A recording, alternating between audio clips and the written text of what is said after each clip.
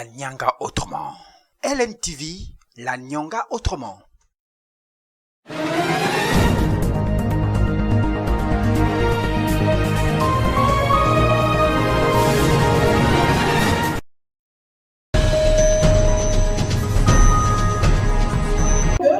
Dans nos établissements, les problèmes des jeunes soient notre combat.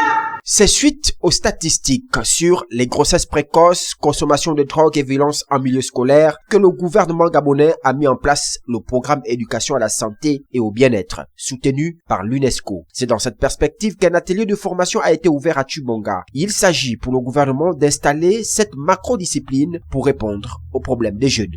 Nous pouvons dire que c'est une réponse institutionnelle du gouvernement gabonais face aux problèmes que vivent les jeunes dans les établissements au Gabon, et nous citons par là la consommation de drogue, la violence dans les établissements scolaires et la sexualité précoce. Le gouvernement ne pourra pas rester indifférent face à ces fléaux. Voilà pourquoi ils ont instauré cette macro-discipline qui est ESBE pour répondre aux problèmes des jeunes. Cette discipline a pour objectif promouvoir la santé mentale, prévenir des maladies et amener les enfants à adopter les comportements responsables pour améliorer la qualité de la vie.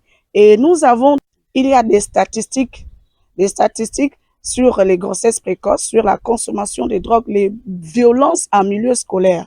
Et à partir de cette statistique, le gouvernement a trouvé utile d'instaurer cette discipline pour réguler. 5 jours durant, les enseignants du secteur public recevront des rudiments nécessaires leur permettant de relayer le message en organisant des animations visant à sensibiliser les apprenants et autres acteurs de la société. C'est un bâtiment en pleine construction qui regroupe 3 administrations avec toutes les commodités qu'il faut. Un projet du CTRI qui vise à développer la province de la Nyanga. Bon, en fait, c'est un bâtiment qui est composé de 3 blocs. Donc là, par exemple, vous êtes sur le bloc 3. Au milieu, vous avez le bloc 2 et vers l'entrée là-bas, vous avez le bloc 1. C'est 3 administrations. Donc vous avez le pôle emploi, l'ANUTC et l'ANPI. Donc au rez-de-chaussée, vous avez des guichets, le bureau du gestionnaire, une salle de réunion et des salles d'attente. À l'étage, dans chaque bloc, vous avez 4 bureaux, des vestiaires et une salle d'archives et la salle de machines, c'est-à-dire imprimante et autres tout. Et c'est sur les 3 blocs. Ça fait à l'étage, ça donne 12 bureaux. Ce guichet unique ouvrira les portes de l'emploi à de nombreux Gabonais une fois sa livraison, prévue d'ailleurs dans quelques mois, si seulement toutes les conditions financières sont réunies. Nous essayons de fonctionner en fonction de ce que les fournisseurs peuvent nous donner par semaine, parce que nous sommes sur préfinancement. Donc si un fournisseur décide de nous donner 2000 briques dans la semaine, on travaille avec ça. Donc en fonction de, si vous parlez de l'évolution ou du pourcentage des travaux, comme vous voyez, nous avons coulé les planchers. Nous sommes sur les murs supérieurs. Et les murs supérieurs, vous voyez que nous sommes déjà à plus de la moitié de tout le bâtiment. Donc dans un mois maximum, on aura pratiquement bouclé tous les murs supérieurs. Pour l'heure, les travaux se poursuivent malgré les quelques difficultés enregistrées.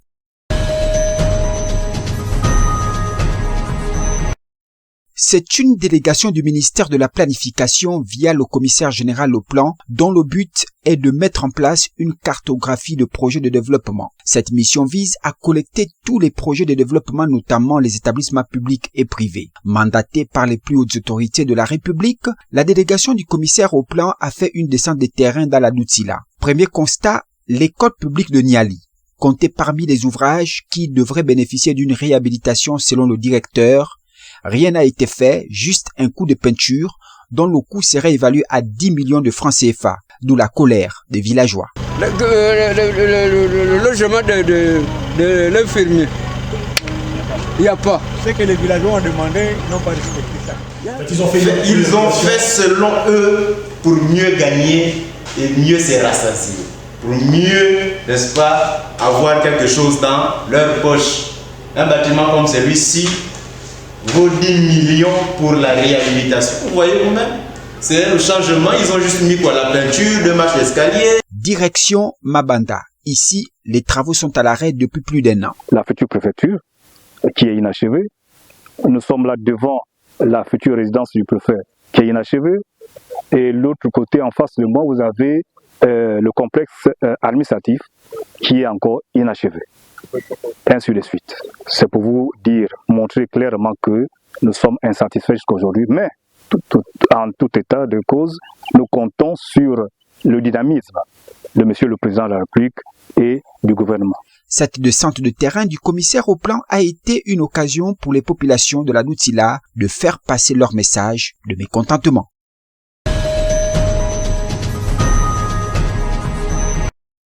Le département de Mougouti et Mongo ont constitué la dernière étape de cette tournée de la délégation du ministère de la Planification via le commissaire général au plan. De Bayadi, en passant par Bibora et la commune de Moulengbinza, le constat est le même. Les populations estiment que l'enveloppe offerte par le président de la République n'a eu aucun effet. Les projets élaborés par les populations locales n'ont pas été pris en compte. Donc avec ces milliards qu'on a dit qu'on va les donner les milliards là, on ne sait pas tout ce qu'ils ont fait avec ces milliards là. On n'a pas cherché à demander la préparation qu'on va faire. Ils ont fait dans leur niveau comme ils connaissent. Donc même le comité en question dont on parle, le comité, je ne connais pas qui est composé, quoi est composé le comité, il n'y a même pas de traces. Dans le département de Mougouti, notamment à Chibonga, ce sont les opérateurs économiques responsables de ces différents chantiers, les maires de communes et arrondissements qui ont été invités à une campagne de sensibilisation. Donc il y a une forte dose des projets de la transition qui sont en cours, les projets dénommés CETERI. Et nous faisons aussi le constat qu'il y a une forme de disparité territoriale. C'est-à-dire qu'on n'a pas, je prends l'exemple qui me vient à l'esprit, c'est Mabanda, où tous les projets sont quasiment à l'arrêt. On se demande pourquoi c'est à l'arrêt, tandis qu'il y a eu un décaissement de ces projets-là. Il y a aussi le non-respect de cahier de charge, parce que le comité sous-régional avait fixé les besoins des territoires, mais ces besoins-là ont été arbitrés dans la capitale. Donc ce qui fait que les desiderata des provinciaux, des agents territoriaux n'ont pas été respectés. La rencontre s'est achevée dans l'espoir que face à ce constat, plusieurs mesures tomberont afin d'interpeller ces entreprises à prendre leurs responsabilités. La municipalité, avec le soutien du complexe Terminus, appelle les transporteurs à régulariser leur situation rapidement. Olive Luembe a salué l'engagement des chauffeurs déjà en conformité, soulignant que cette démarche au-delà de la simple administration représentant un acte citoyen essentiel. Cette opération traduit notre volonté d'organiser davantage le secteur du transport urbain, de renforcer la sécurité des usagers et d'améliorer l'identification des véhicules autorisés à exercer. La vignette n'est pas seulement une formalité, elle est aussi un signe de conformité, de responsabilité et de professionnalisme. Les chauffeurs sont également encouragés à maintenir un service de qualité et de bonnes relations avec la clientèle. La mairie de Mouila reste mobilisée aux côtés des acteurs du secteur afin d'améliorer les conditions de travail et la qualité du service rendu à la population. Nous sommes à la deuxième session, deuxième phase, en cette année 2026, d'accompagnement de la mairie pour les vignettes de taxi, qui est un acte, il faut dire, citoyen. À ce titre, je voudrais féliciter le partenariat qui existe entre la municipalité de Mouila et le complexe Terminus, et qui sera toujours là pour répondre aux besoins exprimés par la mairie. Le syndicat des transporteurs, par la voix de son président Souleymane Agani, a approuvé cette initiative municipale, exhortant ses membres à maintenir leurs véhicules en bon état. Cette campagne marque une étape importante vers une meilleure organisation et une sécurisation accrue pour les usagers des taxis à Mouila.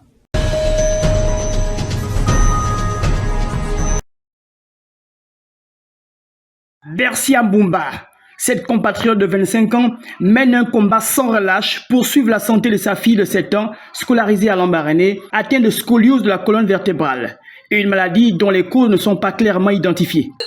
Depuis 3 ans, il y avait une maladie appelée scoliose. Colonne vertébrale formée.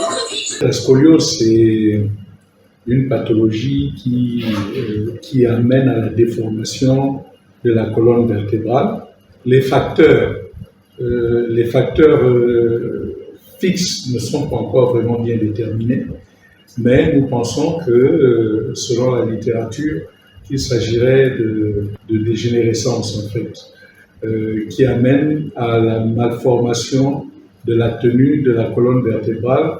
Les médecins recommandent de référer vers des grandes structures plus adaptées, car les conséquences peuvent être encore plus pénibles. Il faudrait qu'on puisse déjà commencer à lui faire des plâtres de correction. Bercia a interrompu ses études universitaires pour replier à l'Ambaréné de suivre l'état de santé de sa fille. Les factures s'accumulent jusqu'à 6 millions de francs CFA pour une intervention chirurgicale, nous a-t-elle indiqué lors d'un dernier déplacement à Libreville, la capitale. Récemment, elle avait même publié une vidéo à Mondovision pour susciter l'intérêt des bonnes volontés. Je vous remercie pour cette personne qui sera vraiment touchée par la situation. Hélas, infructueuse, officiellement pas mortelle, mais procure des souffrances. Malgré les douleurs, les déplacements et les obstacles qui jalonnent le parcours, elle refuse de baisser les bras. Chaque jour est une épreuve, mais aussi une démonstration de résilience. Son histoire, sinon celle de sa fille, est aussi celle des milliers de personnes qui souffrent, confrontées par la maladie et la précarité.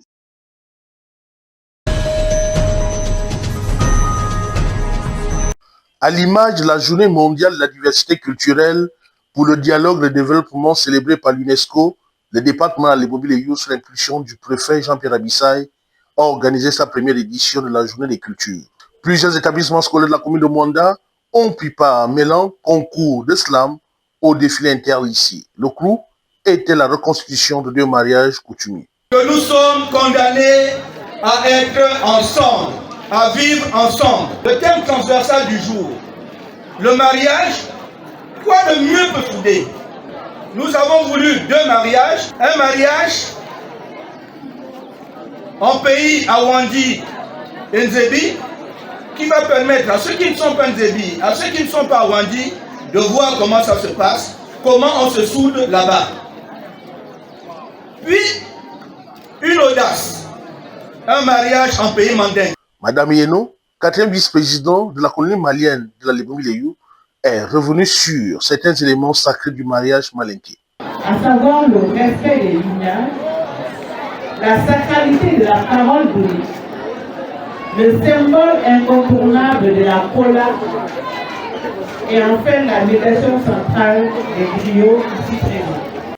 Pour le préfet, une culture incomprise peut être source de conflits. Les cultures, lorsqu'elles sont incomprises, sont source de rivalité, de guerre. Plutôt que d'attendre que la division s'amplifie, il faut vite faire de nous souder. Cette célébration de la journée des cultures à Mwanda a démontré une fois de plus toute la beauté et la diversité de la culture africaine.